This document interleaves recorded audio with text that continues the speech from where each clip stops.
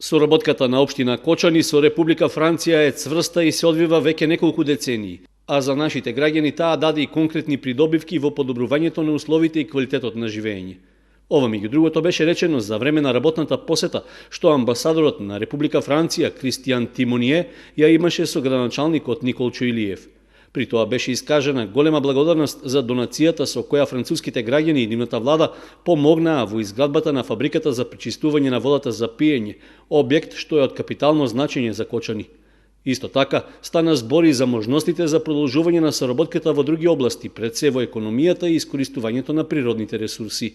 Овде ги додирнавме покрај другите прашања и нашите стратешки интереси за развој на нашата општина, искористување на нашите природни богатства, како што се термалните води и евентуалната можност за натамошно разговарање и изнаоѓање потенцијални инвеститори од Република Франција.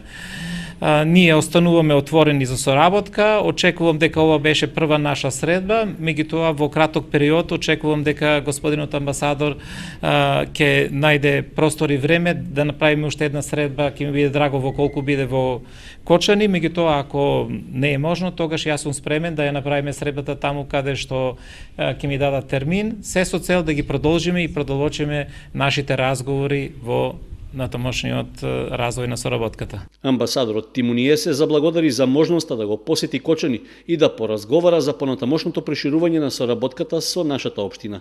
Како амбасадор на Франција, можне ми е драго и среќен сум што можам на еден представник од Франција да го покажам резултатот на целокупната заедничка соработка која што трае. Тоа покажува дека парите од француските даночни обврзници добро се искористиле во Кочани, но тоа покажува и дека Македонија знае како да управува со меѓународната помош. Мислам дека и покажува кој е добриот пат, затоа што сега македонците треба да покажат дека се обединети кон таа цел и дека се обединети на патот кон Европа. А Франција на ваша страна да ве поддржува.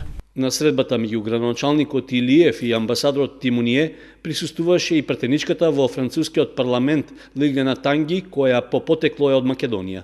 И таа ја искажа својата подготвеност да помогне во подобрувањето на односите меѓу двете земји, особено во приближувањето на Македонија кон Европската унија.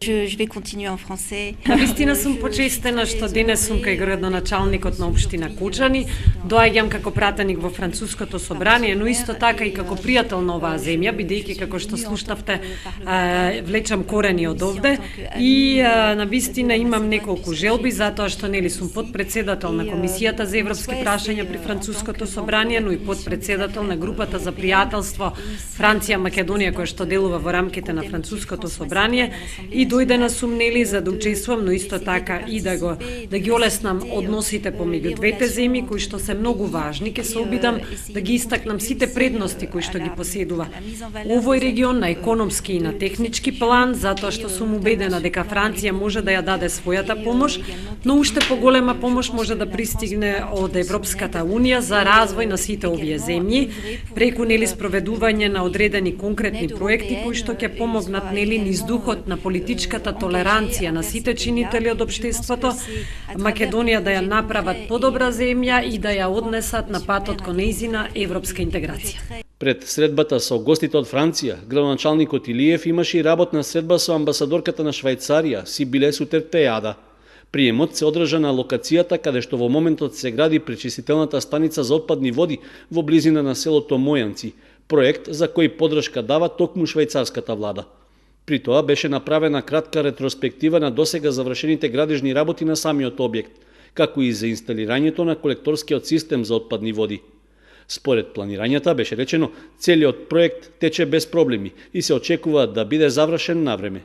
Градоначалникот Илиев се заблагодари на швајцарската амбасадорка за дадената доверба од владата на незината земја, кај нас да се гради важен објект со кој ќе се обезбеди зачувување на животната средина.